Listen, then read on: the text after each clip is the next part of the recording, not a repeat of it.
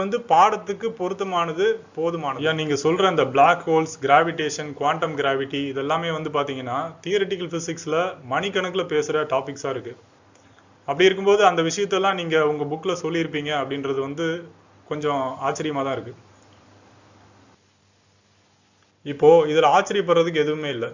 என்னன்னா black holes, gravitation அப்படின்றதெல்லாம் ஒரு தலையும் இல்லாத வாலும் இல்லாத கான்செப்டா இருக்கிற வரைக்கும் ஒரு பூதகரமா தெரியும். இப்போ அதுவே வந்து நீங்க ஒரு ஐடியால நீங்க அதை டெரைவ் பண்ணிட்டு போகும்போது அது எல்லாமே தானாவே அதுக்குள்ள அடங்கும். இப்போ நீங்க வந்து black holes, gravitation, particle physics அப்படின்னு சொல்லிட்டு நீங்க வீடியோ சர்ச் பண்ணீங்க அப்படின்னா ஆயிரக்கணக்கான வீடியோஸ் வந்து உங்களுக்கு கிடைக்கும்.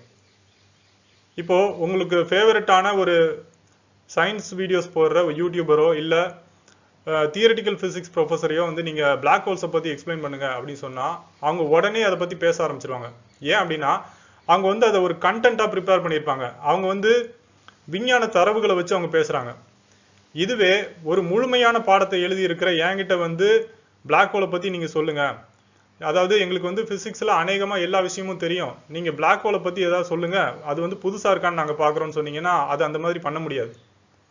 நான் பாடத்தை வந்து எங்கிருந்து ஆரம்பிக்கிறேனோ அங்கிருந்து கட்டாயம் நீங்க அதை கவனிச்சே ஆகணும். எந்த பாயிண்ட்ல அது பிளாக் ஹோல்ஸ் அப்படின்ற டாபிக் வருதோ அங்கதான் நீங்க அதை பத்தி தெரிஞ்சுக்க முடியும். இன்னும் சொல்ல போனா பிளாக் ஹோல் அப்படின்ற டேர்மே வந்து தப்பானது அப்படின்ற ஜஸ்டிபிகேஷனுமே அந்த வழியில தான் என்னால கொடுக்க முடியும்.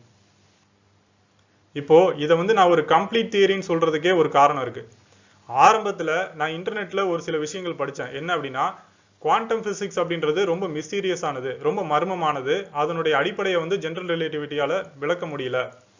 ஐன்ஸ்டீன் அவர்கள் சொன்னது என்னன்னா பிரபஞ்சத்திலேயே வந்து அதிவேகமானது அப்படின்றது ஒளி தான், ஒளியை மிஞ்சின வேகம் இல்லை அப்படின்னு சொன்னாரு. பிற்காலத்துல அணுவியல்ல வந்து குவாண்டம் என்டாங்கிள்மெண்ட்னு சொல்லப்படுற ரெண்டு துகள்களுக்கு இடையில இருக்கிற தொடர்பு அப்படின்றது தூரத்தை பத்தினதே கிடையாது, தூர நேரத்தை பத்தினதே கிடையாது. ஒரு துகள்ல ஏற்படுற மாற்றம் அப்படின்றது இன்னொரு துகள்ல அதுக்கான விளைவு உடனே தெரியும். அந்த ரெண்டு துகள்களை பிரபஞ்சத்துடைய ரெண்டு எல்லையில வச்சாலும் ஒரு துகள்ல ஏற்படுற மாற்றம் இன்னொரு துகளை பாதிக்கும்.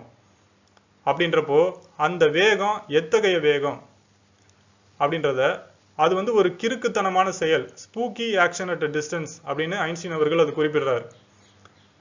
நான் படிச்சது இன்டர்நெட்ல படிச்சது வந்து இவ்வளவுதான். அதை வச்சு ஜெனரல் ரிலேட்டிவிட்டிக்கும் குவாண்டம் மெக்கானிக்ஸுக்குமான கம்பேட்டிபிலிட்டிக்கு மட்டும்தான் நான் ஆரம்பத்தில் ஒர்க் பண்ணேன். அதை வந்து முடிச்சிட்டேன். ஆனா அதோட என்னால பாடத்தை வந்து நிறைவு செய்ய முடியல. அது வந்து தொடர்ந்து போய்கிட்டே இருந்தது. அந்த வழியில டெரைவ் பண்ணது தான் பிளாக் ஹோல்ஸ், கிராவிடேஷன் அப்படின்றதெல்லாம். இப்போ நியூட்டனுடைய